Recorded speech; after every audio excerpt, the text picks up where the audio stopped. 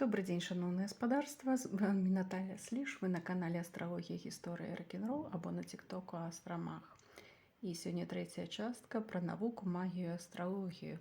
І ў гэты раз пад увагай Мікалай Капернік як астролог. Казаць пра дасягненне гэтага чалавека, канешне, можна вельмі доўга, таму што ён вядомы сваёй працай у галіне вельмі розных навукаў, і ён вядомы сваёй дзейнасцю і у галіне астраноміі, матэматыкі, эканомікі, вайсковай стратэгіі, картаграфіі, філасофіі і нават астралогія, але пра астралогію вельмі мала якраз разглядаецца. І на гэта я бы сёння хацела зрабіць увагу. Па паходжанню пра яго вельмі шмат спрачаюцца, кім ён быў, або немцам, або палякам. Але сябе ён запісваў, калі ён быў студэнтам, менавіта германікус, як немец. Адукацыю ён атрымаў на той час проста выбітную. Ён вучыўся ў Кракаве, ён вучыўся ў Італіі, ён атрымаў ступень у галіне медыцыны, і таму гэта яму дазволіла быць вельмі высокаадукаванай асобай. Нарадзіўся ён у Торуне, і гэта таксама вельмі цікавы горад, які захаваў сваю гатычную аўтэнтычнасць, і вельмі раю туды з'ездзіць і паглядзець.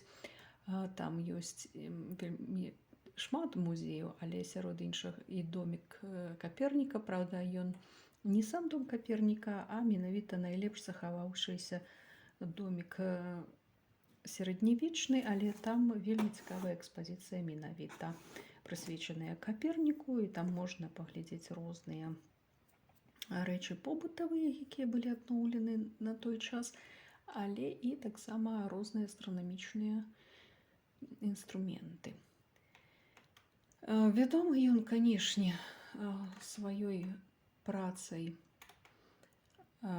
якая прысвечана менавіта геліяцэнтрычнай сістэме, і яе можна пачытаць. Яна была надрукавана на лацінскай мове, пасля былі зроблены шматлікія пераклады на розныя мовы.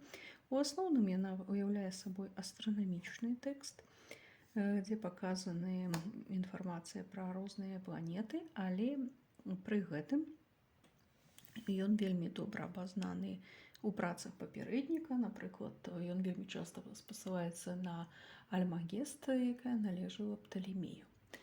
Аднак перайдзем да яго астралагічных ведаў. І гэтыя астралагічныя веды прадстаўлены, можна пабачыць у бібліятэцы, якая захавалася у Швецыі. У Швецыю яна патрапіла менавіта таму, што яна была вывезена шведамі падчас вайны. То есть гэта рабаўніцкая захоп. Не так даўно яе альчбавалі і выставілі ў інтэрнэт. І што ў ёй цікавае, пра што сведчыць у першую чаргу яго абазнанасць у галіне астралогіі. Гэта наяўнасць разнастайных альманахаў або календароў, дзе вельмі падрабязна гэтыя альманахі прадстаўлялі, што сабой уяўляе на кожны год палажэнне планетаў. І гэтыя альманахі былі неабходныя для рознай дзейнасці, як астранамічнай, так і астралагічнай. І вы тут можаце паглядзець некаторыя ілюстрацыі з гэтых альманахаў. І адзін з самых вядомых, які належаў Іагану Штофліеру. І у гэтых альманахах ёсць розныя нататкі, якія пазначаюць знакі зодыака і іншыя моманты. Самі альманахі былі вельмі неабходны для рознай дзейнасці. І ёсць яшчэ і Регіа Монтануса альманах, дзе таксама ёсць уласнаручныя нататкі. Акрамя таго, там напрыканцы змешчаны вельмі прыгожа пазначаныя зацемнение месяца и солнца. Таксама ёсць яшчэ і календар Романум Магнум, где таксама былі прадстаўлены дні, і якія былі астралагічныя палажэнні планет на той ці іншы перыяд. Ну, а я змясціла для вас спецыяльна такой як чалавек астралагічны.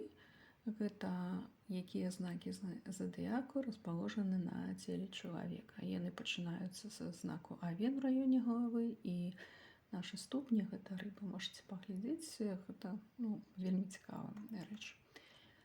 Акрамя таго, што яшчэ сведчыць, што ён быў вельмі добра абазнаны ў астралогіі, гэта то, што я ўзгадала раней.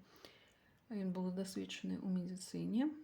А медыцыну на той час без астралогіі нельга было ўявіць, таму што многія хваробы яны маглі лікавацца толькі на падставе пэўных астралагічных паказальнікаў. І от, напрыклад, гэта інфармацыя была патрэбна, у які перыяд, якія лекі лепш даваць і гэтак далей. У бібліятэцы Каперніка была кніжка як практыка ў мастацтве хірургіі. Таксама я яе змясціла. Ну і яшчэ з такіх цікавостак, якая не да канца расшыфрована, гэта табліца Каперніка, якія ёсць у Ольштыне. Это калі наведаць музей у Ольштыне. Чаму ён там знаходзіцца ў Ольштыне, ён таксама працаваў і займаўся сваімі рознымі даследаваннямі галіны астраноміі, астралогіі і гэтак далей. Наяўнасць бібліятэкі, нататак у кніжках і гэтак далей дае падставы казаць пра то, што Капернік добра ведаў астралогію, ён разумеў розніцу у астралагічных сістэмах, і ён быў абазнаны ў гэтым і выкарыстоўваў у сваёй медычнай практыцы. Ну, а адносна яго сістэмы геліяцэнтрычнай варта сказаць, што яна была добра вядома, набыла сваё распаўсюджанне, нягледзячы на то, што Ватыкан забараняў да яе звяртацца. У Віленскай акадэміі яна выкладалася, але адзін са студэнтаў падпісаў, што пра яе нельга казаць галосна, але мы гэта абмяркоўваем на нашых занятках.